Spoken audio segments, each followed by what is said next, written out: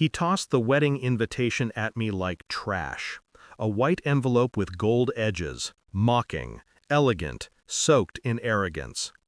"Don't come uninvited next time," he said, his voice calm, rehearsed. The $10 million mansion, the one I designed room by room, already had her scent. My clothes were gone, my name erased from the gate. He was marrying his mistress in the same garden where he once promised me forever. I didn't cry, I didn't beg. I only looked at him and smiled faintly. That's when my mother, who had sat silently beside me through the divorce hearing, placed her hand over mine and whispered, "Go to the wedding, my daughter. Mom will show you a magnificent play." And just like that, my revenge began. When I first met Daniel, he wasn't rich. He had ambition in his eyes and debt in his pockets. I was the one who believed when no one else did. I turned his dreams into structure, plans, contacts, investments. I was the architect of his empire, and he was the face of it. We built together, loved together, fought for a future together. Or so I thought. He used to say, "You're my compass." Now I realize he meant, "until I find my destination." The first sign was small, a forgotten perfume scent on his cuff, too sweet, too new. Then came the midnight calls, the half smiles he couldn't explain. When I asked, he laughed it off. "You're imagining things."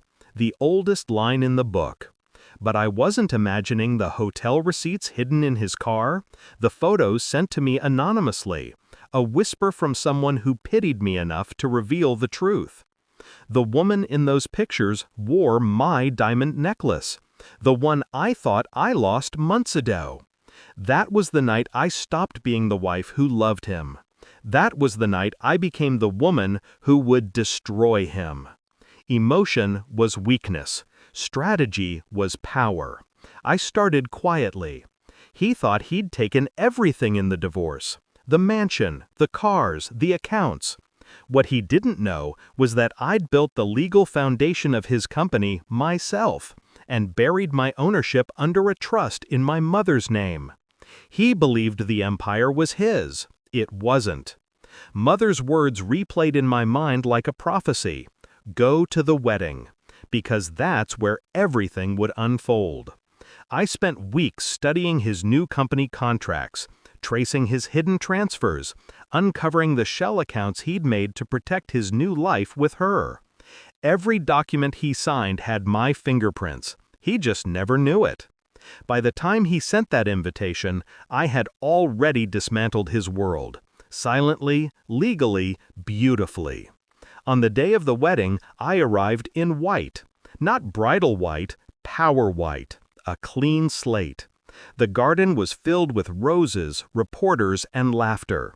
His mistress, now fiancée, glowed in diamonds I once wore. Daniel smiled for the cameras, pretending to be a man who had everything. He didn't know that, hours before the ceremony, his company's accounts were frozen. The trust, my trust, had reclaimed every share. His investors had been alerted, his board notified, and the government had been informed of irregularities in his recent filings. All time to detonate now. When the first call came through his phone, I saw his face falter mid-speech. Another call, another frown, then panic. He excused himself, walked out, and found me standing by the fountain, the same spot he once proposed. "What did you do?" he hissed.